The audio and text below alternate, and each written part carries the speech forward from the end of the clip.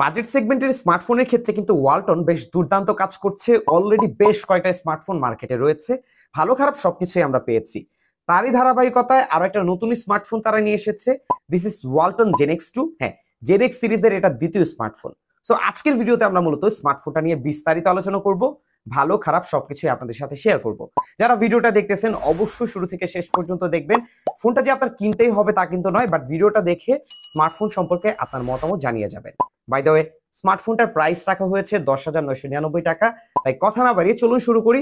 আপনারা দেখছেন JK tech BD official YouTube channel. এটি হচ্ছে স্মার্টফোনটার বক্সটা দেখতে ঠিকঠাকই মনে হচ্ছে। বক্সটা আনবক্সিং করলেই পাচ্ছি একটি টিপিইউ সিলিকন ব্যাক কভার, একটি গ্লাস প্রোটেক্টর উইথ একটি sim ejector pin, type A to type C charging cable এবং একটি 10 ওয়াটের চার্জিং অ্যাডাপ্টার। এবং এটাই হচ্ছে ওয়ালটন জেনেক্স 2 স্মার্টফোনটা।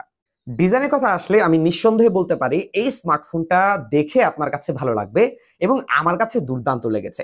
আসলে বাজেট সেগমেন্টের ক্ষেত্রে এই ধরনের ডিজাইন সত্যি অ্যাট্রাকটিভ লাগে এবং ভালো লাগে। আমার হাতে রয়েছে এটার পার্ল ব্লু কালার এবং এটার আরো একটা কালার রয়েছে, সেটা হচ্ছে পার্ল ব্ল্যাক কালার। তবে ব্লু কালারের মধ্যে আউটলুকের ক্ষেত্রে বেশ অন্যরকম একটা ভাইব কিন্তু স্মার্টফোনটা দিচ্ছে। তার মূল কারণ হচ্ছে এটা ক্যামেরা বাম্প। আসলে ব্লুর মধ্যে ব্ল্যাক কম্বিনেশনটা বেশ ভালোভাবেই পারফেক্ট একটা ব্যালেন্স বলা যায়। এছাড়া স্মার্টফোনটার মধ্যে পোর্টস এন্ড বাটনের ক্ষেত্রে প্রায় সবকিছুই পাচ্ছি। এখানে সাইড মাউন্টেড ফিঙ্গারপ্রিন্ট সেন্সর রয়েছে, যা কিন্তু বেশ ফাস্ট এবং অ্যাকুরেটলি স্মার্টফোনটাকে আনলক করতে পারে। নিচের দিকে 3.5 মিলিমিটার ইয়ারফোন পোর্ট, একটি primary microphone, type C charging port এবং একটি বটম ফায়ারিং স্পিকার ব্যবহার করা হয়েছে। এখন যে প্রাইস পয়েন্টে স্মার্টফোনটা লঞ্চ করা হয়েছে, আমার মনে হয় যে ডুয়েল স্টিরিও স্পিকার থাকলে আরো বেশি বেটার হতো। আর আরেকটা বিষয় কৃপণতা করেছে ওয়ালটন, সেটা হচ্ছে সেকেন্ডারি নয়েজ ক্যান্সেলেশন মাইক্রোফোন এখানেও ব্যবহার করা হয়নি। সো এটাকে একটু ড্রব্যাক পয়েন্ট হিসেবে দেখছি। তবে স্মার্টফোনটার মধ্যে আপনি চাইলে কিন্তু দুটি সিম সহ একটি মেমোরি কার্ডও ব্যবহার করতে পারবেন এবং এখানে 256 জিবি পর্যন্ত এক্সপেন্ড করার সুবিধাও রয়েছে। ওভারঅল স্মার্টফোনটা ওয়েটটাও ঠিকঠাক রয়েছে, মানে হাতে ধরে বেশ প্রিমিয়াম একটা ফিল পাচ্ছিলাম। যদিও স্মার্টফোনটার ওয়েট হচ্ছে 203 গ্রাম, বাট ওয়েট ডিস্ট্রিবিউশন বেশ পারফেক্ট ভাবে ব্যালেন্স করা হয়েছে। স্মার্টফোনটার থিকনেস ছিল 8.6 মিলিমিটার এবং স্মার্টফোনটার মধ্যে IP52 dust and water resistant রয়েছে। দ্যাটস ওয়াই হালকা পানির ছিটে ফোটা বা নর্মাল ডাস্ট কিন্তু পড়ার সম্ভাবনা বা এটার মধ্যে ধরার সম্ভাবনা তেমন একটা থাকতেছে না। সো আমার মনে হয় যদি এখানে আইপি রেটিংটা আরেকটু বাড়ানো হতো সেটা আরো বেশি বেটার হতো। আই হোপ নেক্সট ডে এই বিষয়গুলো তারা লক্ষ্য রাখার ট্রাই করবে। ডিসপ্লের দিক থেকে এই স্মার্টফোনটাতে অফার করা হয়েছে একটা বড় ডিসপ্লে, 6.8 ইঞ্চির, এবং এটা একটা ইনসেল টেকনোলজির আইপিএস প্যানেলের ডিসপ্লে। হ্যাঁ, এটা রেজুলেশনটা হচ্ছে এইচডি প্লাস এবং স্মার্টফোনটার দিকে তাকালে এখানে আমরা একটা ইউনচ শেপের ডিসপ্লে দেখতে পাচ্ছি। এখন দাম অনুযায়ী যদি বিবেচনা করা হয়, অনেকেই দিচ্ছে ইউনচ ডিসপ্লে, বাট আমার মনে হয় যে এখানে যদি পাঞ্চল ডিসপ্লেটা ব্যবহার করা হতো তাহলে কিন্তু একটু এক ধাপ এগিয়ে যেত ওয়ালটন। তবে আশা করছি নেক্সট ফোনগুলোর মধ্যে আমরা এই বিষয়টা দেখতে পাবো।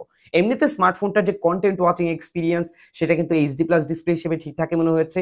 শার্পনেসের কিছুটা ঘাটতি দেখতে পাবেন, তবে এটার মধ্যে যে colour calibration, colour quality, saturation level সবকিছু কিন্তু মোটামুটি বেশ ভালোভাবে ব্যালেন্স করা হয়েছে। বাই দ্য ওয়ে, স্মার্টফোনটার মধ্যে কিন্তু 120 হাই রিফ্রেশ রেট ব্যবহার করা হয়েছে উইথ 240 হার্জের টাচ স্যাম্পলিং রেট। এটা আমরা ইউএফএ টেস্টের ক্ষেত্রেও পুশ করে দেখেছি, সেখানেও কিন্তু 120 খুব ইজিলি পুশ করতে পারছিল। বিশেষ করে এটা টাচ রেসপন্স বাজারে অন্যান্য ফোনগুলোর তুলনায় আমার কাছে অনেক বেশি বেটার লেগেছে। তেমন একটা লেটেন্সি অথবা স্টার্টারিং কিন্তু স্মার্টফোনটা টাচ করতে গিয়ে পাইনি। পাশাপাশি বাজেট সেগমেন্টের অনেক ফোনের ক্ষেত্রে দেখতে পাই যে মাঝে মাঝে একটু স্লো করে, বাট এই বিষয়টা টাচ রেসপন্স বা স্মার্টফোনটা ব্যবহার করার ক্ষেত্রে কিন্তু পাইনি। তার মূল কারণ হচ্ছে এটা রিফ্রেশ রেট এবং টাচ স্যাম্পলিং রেট। সো এই দিকটা কিন্তু বেশ ভালোভাবেই কাজ করেছে ওয়ালটন। ব্যাটারির দিক থেকে স্মার্টফোনটার মধ্যে অফার করা হয়েছে 5000 এমএএইচ এর ব্যাটারি, আর বক্সে কিন্তু আমরা পেয়েছিলাম 10 ওয়াটের চার্জার। এখন এই চার্জারটা দিয়ে এই স্মার্টফোনটাকে চার্জ করতে একটু বেশি সময় লাগবে, কারণ অ্যারাউন্ড 3 ঘন্টার কাছাকাছি সময় লাগতে পারে। এটা একটু স্লো হয়ে যায় আর কি, কারণ অন্যান্য ব্র্যান্ড বা ম্যাক্সিমাম ব্র্যান্ডগুলো 18 ওয়াটের চার্জারগুলো প্রোভাইড করার ট্রাই করছে। সো 18 ওয়াট হলে আরো বেশি বেটার হতো। তবে 5000 এমএএইচ ব্যাটারি দিয়ে আমরা দুর্দান্ত চার্জ ব্যাকআপ পেয়েছি। নর্মাল স্মার্টফোনটা যদি কেউ ব্যবহার করে তাহলে 1 থেকে 1.5 দিন চার্জিং ব্যাকআপ পাবে খুব অনায়াসে। এবং স্মার্টফোনটার মধ্যে আমরা মাল্টিটাস্কিং করে, সোশ্যাল মিডিয়া ব্যবহার করে, হালকা পাতলা গেম টেম খেলে কিন্তু প্রায় 7 ঘন্টার কাছাকাছি স্ক্রিন অন টাইম পেয়েছি। সো ওভারঅল চার্জিং ব্যাকআপ নিয়ে আই হোপ আপনাকে টেনশন করতে হবে না। 10,999 টাকায় স্মার্টফোনটার মধ্যে যে স্পেকটা অফার করা হয়েছে আমার কাছে মনে হচ্ছে এটা একটা পারফেক্ট ব্যালেন্স। তার মূল কারণ রয়েছে, কারণ স্মার্টফোনের মধ্যে আমরা পাচ্ছি 8 জিবি র্যাপিড মেমোরি, এর থেকে 4 জিবি হচ্ছে LPDDR4X টাইপের র্যাম এবং 4 জিবি হচ্ছে এক্সটেন্ডেড র্যাম। এবং স্মার্টফোনটার মধ্যে 64 জিবি রম পাচ্ছি, যার ভার্সন হচ্ছে UFS 2.2। ভাবা যায় এই দামে অন্য কোনো স্মার্টফোন ব্র্যান্ড কিন্তু এত পারফেক্ট একটা ইউএফএস স্টোরেজ প্রোভাইড করতে পারছে না, যা এবার ওয়ালটন করেছে। এবং স্মার্টফোনটার পারফরমেন্সকে আরো বেশি বুস্ট করার জন্য এখানে ইউনি অ্যাসোসি টাইগার T615 চিপসেটটা ব্যবহার করা হচ্ছে, তাও কিন্তু গেমিং সহ বেশ কয়েকটা রেজাল্টে এই দাম বিবেচনায় বেশ পারফেক্ট রেজাল্ট নিয়ে আসতে পারে। হ্যাঁ, স্মার্টফোনটার মধ্যে আমরা পাচ্ছি অ্যান্ড্রয়েড 14, তবে স্মার্টফোনটার মধ্যে নেক্সট কোনো আপডেট আসবে কিনা এই নিয়ে সঠিক কোনো তথ্য ওয়ালটন শেয়ার করেনি। সো এই দিকটাতে একটু যদি মানে আপডেট দিয়ে আর একটু 15 করে দেওয়া যেত তাহলে কিন্তু আরো বেশি বেটার হতো, তাহলে মানে কমপ্লেন করার কোনো সুযোগ থাকতো না আর কি। স্মার্টফোনটার মধ্যে কিছু স্পেশাল ফিচার রয়েছে, যেমন dynamic capsule, night light, 3 finger screenshot সহ আরো বেশ কয়েকটি অপশন এখানে দেখতে পাবেন।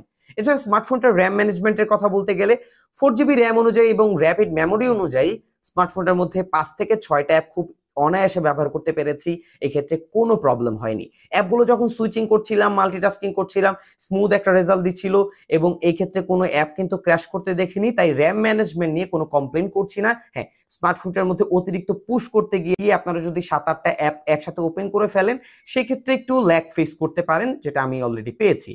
এছাড়া স্মার্টফোনটার মধ্যে সোশ্যাল মিডিয়ার অ্যাপগুলো খুব সুন্দরভাবে ব্যবহার করতে পারছিলাম। বেসিক টাইপের যারা ইউজার আছেন তারা কিন্তু খুব সুন্দরভাবে স্মার্টফোনটা ব্যবহার করতে পারবেন। এছাড়া গেমিং এর কথা বলতে গেলে এই ধরনের বাজেটের ফোনের ক্ষেত্রে যে আমরা সব ধরনের গেম খেলতে চাই বা গেম খেলি তা কিন্তু নয়। হ্যাঁ, অনেকে মাঝে মাঝে একটু শখের বসে বিভিন্ন 2D গেমগুলো খেলে, বাট অনেক ফোন আমি দেখেছি যে এই বাজেট সেগমেন্টের একটা ফোনের ক্ষেত্রে 2D গেম খেলতে গেলেও মাঝে মাঝে কিছুটা ল্যাগ ফেস করে। সো এই ধরনের রেজাল্ট কিন্তু স্মার্টফোনটার মধ্যে পাইনি। 2D 3D বিভিন্ন অফলাইন গেমগুলো কিন্তু খুব স্মুথলি স্মার্টফোনটার মধ্যে রান করতে পেরেছি, কোনো প্রবলেম হয়নি। শখের বসে আপনারা যদি একটু ফ্রি ফায়ারও খেলতে চান সেটাও কিন্তু মোটামুটি স্মুথলি স্মার্টফোনটার মধ্যে রান করতে পারবেন, তেমন একটা প্রবলেম হবে না। তাই গেমিং এর ক্ষেত্রে বলতে গেলে একদম যে পারফেক্ট রেজাল্ট দিচ্ছে তা কিন্তু নয়, বাট যারা বেসিক বা শখের বসে টাইম পাস করার জন্য গেম টেম খেলতে চান তারা কিন্তু স্মার্টফোনটা দিয়ে এই ধরনের এক্সপিরিয়েন্স করতে পারবেন। ক্যামেরার দিক থেকে স্মার্টফোনটার মধ্যে আমরা 52 মেগাপিক্সেলের ক্যামেরা সেন্সর পাচ্ছি, এছাড়া ফ্রন্ট সেলফি ক্যামেরা পেয়েছি 5 মেগাপিক্সেল। হ্যাঁ, 5 মেগাপিক্সেল না হয়ে 8 মেগাপিক্সেল হলে আরো বেশি বেটার হতো, বাট 5 মেগাপিক্সেল অনুযায়ী স্মার্টফোনটার রেজাল্ট একদম খারাপ ছিল না। 52 মেগাপিক্সেল ক্যামেরা অনুযায়ী স্মার্টফোনটা দিয়ে আউটডোরে ছবি তুলেছি, যার রেজাল্ট অলরেডি আপনারা দেখতে পাচ্ছেন। ছবির মধ্যে কিছুটা ন্যাচারাল টোন রয়েছে, কিছু কিছু জায়গা ছবিটা একটু পাঞ্চি করে দিচ্ছিল, একটু স্যাচুরেটেড মনে হয়েছে, তাই দিনের আলোতে খুব ইজিলি কাজ চালিয়ে নিতে পারবেন। পোর্ট্রেটের ছবিগুলো হালকা মিসম্যাচ দেখতে পাবেন এইচ ডিটেকশনে, তবে বাজেট সেগমেন্টের ফোন অনুযায়ী বিষয়টা আমাদের মেনে নিতে হচ্ছে। এছাড়া ডাইনামিক রেঞ্জ এভারেজ একটা রেজাল্ট দিচ্ছিল।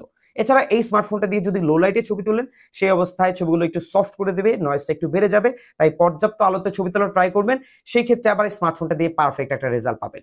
ফ্রন্ট ক্যামেরা 5 মেগাপিক্সেল অনুযায়ী আউটডোরে ছবিতে ভালো ডিটেলস শার্পনেস ছিল, তবে লো লাইটে আসলে অনেকটা স্ট্রাগল করবে, কারণ সফটনেস নয়েজ এই বিষয়গুলো কিন্তু বেড়ে যাবে। তবে আউটডোরে ছবি তুলে মোটামুটি একটা সেলফি রেজাল্ট কিন্তু স্মার্টফোনটার মধ্যে পাচ্ছিলাম। প্রাপ্তি এবং অপ্রাপ্তি দুটোই কিন্তু স্মার্টফোনটার মধ্যে পেয়েছি।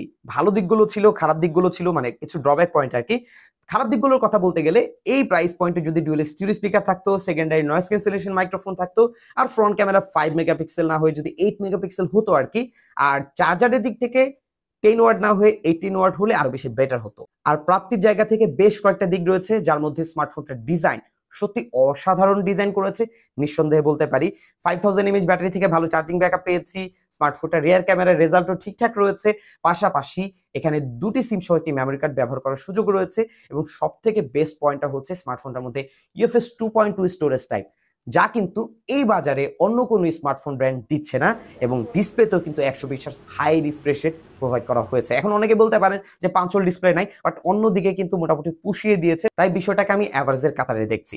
সো ভিউয়ার্স, এই ছিল স্মার্টফোনটা নিয়ে আমার বিস্তারিত আলোচনা। এবার আপনি কমেন্ট সেকশনে অবশ্যই জানিয়ে যাবেন ওয়ালটনের এই জেন এক্স 2 আপনার কাছে কেমন লেগেছে।